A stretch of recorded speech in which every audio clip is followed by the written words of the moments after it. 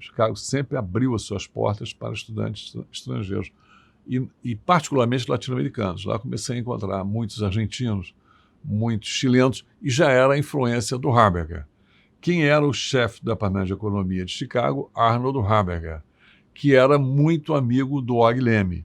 E aí começa a surgir a conexão Chicago-latino-americana.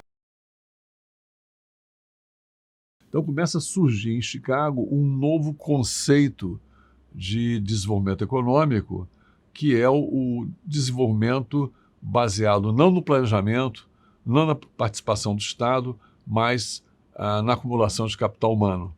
Quer dizer, a educação como sendo um grande fator para viabilizar o aumento de produtividade de forma sustentada ao longo do tempo, também com consequências distributivas. Então, a imprensa naquela época ficou, vamos dizer, atraída por um conceito novo, porque a discussão, a ideia de que educação, de que crescimento era industrialização, portanto, acumulação de capital físico, economias super protegidas, não havia a ideia de educação como um fator de produção, muito menos a ideia de retorno social para a educação, tratada como investimento, que pudesse ser comparada com os investimentos em capital físico. Então, o modelo brasileiro de desenvolvimento continua sendo um modelo com viés intervencionista, um modelo de superproteção, né, uma economia muito fechada e com baixo investimento em capital humano. Então, acontece isso que a gente está vendo, né, ao longo do tempo. O crescimento brasileiro é um crescimento, o desenvolvimento brasileiro é um desenvolvimento abaixo das expectativas, podia ser muito mais sólido, muito mais consistente, e a desigualdade é muito maior do que poderia ter sido se o país tivesse seguido um modelo tipo coreano, em que abriu a economia, investiu em capital humano. E aí o Haberger resolve fazer um seminário no Chile sobre política econômica, tentando influenciar o governo chileno, e me convida, eu e o Pastore, para falar sobre economia brasileira.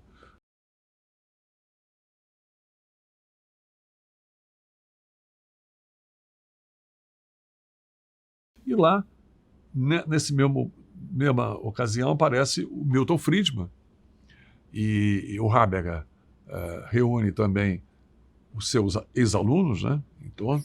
Então, é um seminário organizado pelo setor privado para tentar influenciar o projeto econômico do governo. Diz o nosso Haberger, e aí ele conhece mais do que eu, e vocês vão poder confirmar isso quando forem ao Chile, que a partir desse seminário é que começa, de fato, a influência dos Chicago Boys no governo chileno. Agora, o caso chileno era o extremo. O chileno abriu a economia de forma unilateral, né? Acabou com a proteção à indústria, que era inviável. O conceito de indústria nascente era inviável no Chile, devido ao tamanho pequeno do mercado. Então, o que é interessante é que essa grande mudança criou o regime de capitalização na Previdência Social, que alavancou a poupança doméstica do Chile. O Chile hoje é um dos países que tem a maior taxa de poupança doméstica na América Latina, em torno de 24%, 25% do PIB. Para comparar, o Brasil tem hoje cerca de 14%. Então, é uma diferença enorme. Então, foram reformas profundas, privatização em massa, abertura da economia, né? E, evidente, um grande esforço de ajuste fiscal. E, mais tarde, na transição do regime Pinochet para o primeiro presidente chileno eleito, criou-se o Banco Central Independente do Chile. Então, essa arquitetura macroeconômica, liberal, ela existe até agora. Houve mudança política, uma transição política muito bem executada, né? Mas não se alterou os fundamentos e a contribuição de Chicago para transformar o Chile, na minha opinião, na primeira economia latino-americana que deixará de ser emergente.